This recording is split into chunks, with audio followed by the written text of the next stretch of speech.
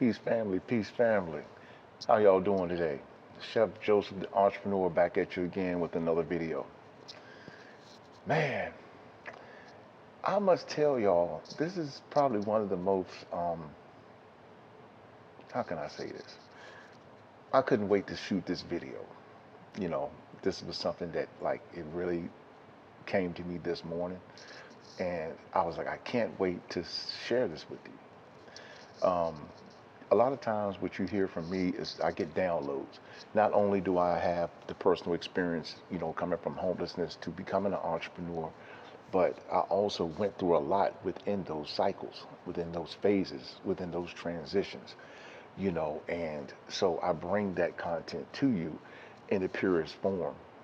And so when I got this download this morning, it was like, I cannot wait to share it with you. Like and subscribe and to like and subscribe to the channel. Cool. All right. So where did this download come from? I don't know. Maybe it was in the back of my brain somewhere, but it came to me within the last, I don't know, 3, 4 weeks maybe, but really strong in these last few days.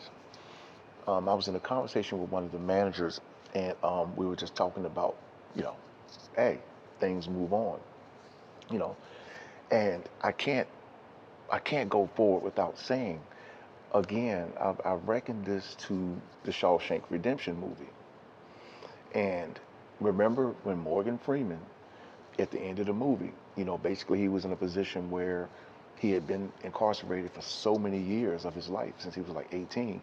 And he was like, what, 60 something years old at that time, 50 or 60, whatever. And he said, I've been incarcerated all my life and they got me on these papers basically, and if I violate them, they're going to send me back. In other words, what do I have to lose? He went on to say that, of course, Andy Dufresne was his friend who he met in prison. And Andy did what he did, got free, and he was out on the coast somewhere building boats.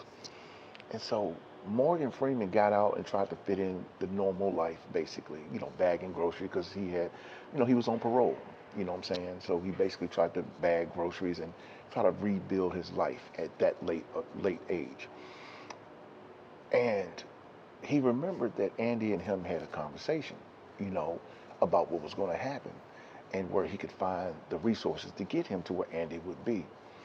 And he said, Morgan Freeman said, well, and I'm just paraphrasing, I could stay in this job here and just this will be the end of it, or I can go on and see what the world has to offer me. Get busy living or get busy dying. That's what he said. So I'm going to preface this conversation with this subject for today.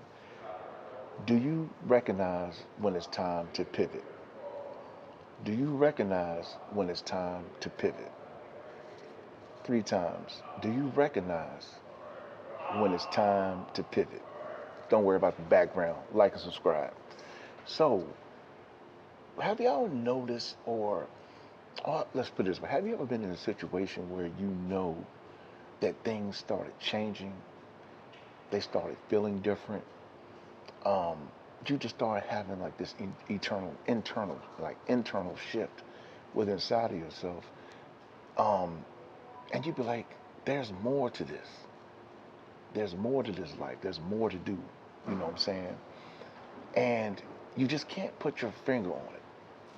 You can't quite put your finger on it, but you know that things cannot stay the same the way they are. It's time to pivot. Simple answer. It's time to pivot. My mentor, rest in peace, rest in power to Mr. Johnson. Mr. Johnson was one of my mentors that had come along in my life when I was getting on this journey. And he had told me something, and I want to drop this in your toolbox because he gave it to me, and I need to give it to others. He told me one day when I was in one of, I guess you could say, one of my teaching lessons, if you want to say that. And he said, do you know what the most powerful word in the dictionary is? And I was like, not really, you know what I'm saying? Um, but he said, take a guess. And I was like, God, entrepreneurship, building, just any words you could think of to be proactive. He, all my answers were wrong. But you know what he told me? He said the most powerful word in the dictionary, now forgive me if I get this crossed up, is either, I think it's a prefix. Adjectives, prefixes. It's been years since I went to school for that. I've been out of school years. But he said the most powerful word in the dictionary, and I'm just going to use the term prefix for the lack of better words, and it may be correct. The most powerful word in the dictionary is re, R-E, two letters, re. And I was like, re? How can re, R-E, be the most powerful letters in the dictionary? How? I mean, how powerful word in the dictionary? It puzzled me. It really puzzled me. 'Cause I'm like, re? He said, just think about it, son. Rebuild. I'm like, okay. I sat up straight then.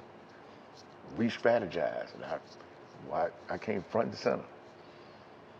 Reface, rebuild, remaster, rebuild, reconstruct, reconfigure. So many terms that you can put that prefix in front of to make it reinforce, to make it stronger. Rebuild, reinforce. Because a lot of times if you reinforce something, that means what? It's going to be stronger. And I was blown away by that concept.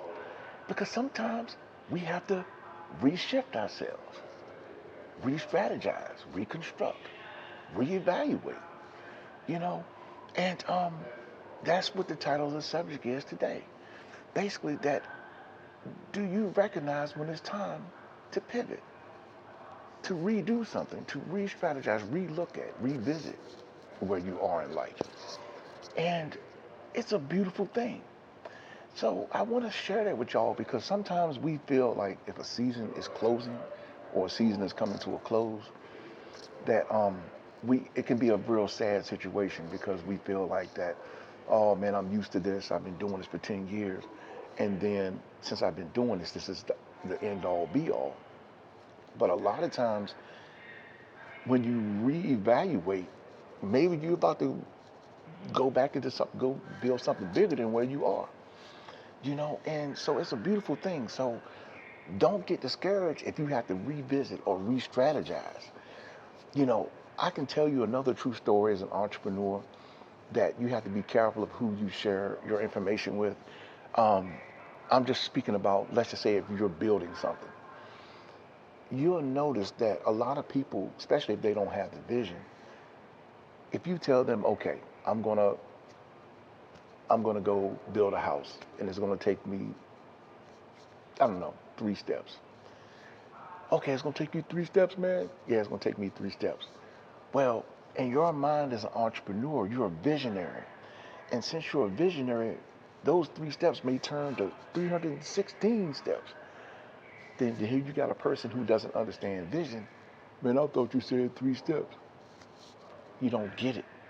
You gotta, it's many different levels to this thing called entrepreneurship. And you have to rethink some things, revisit your first plans, re-strategize the way you're gonna build it. There go that word again, or that prefix, re.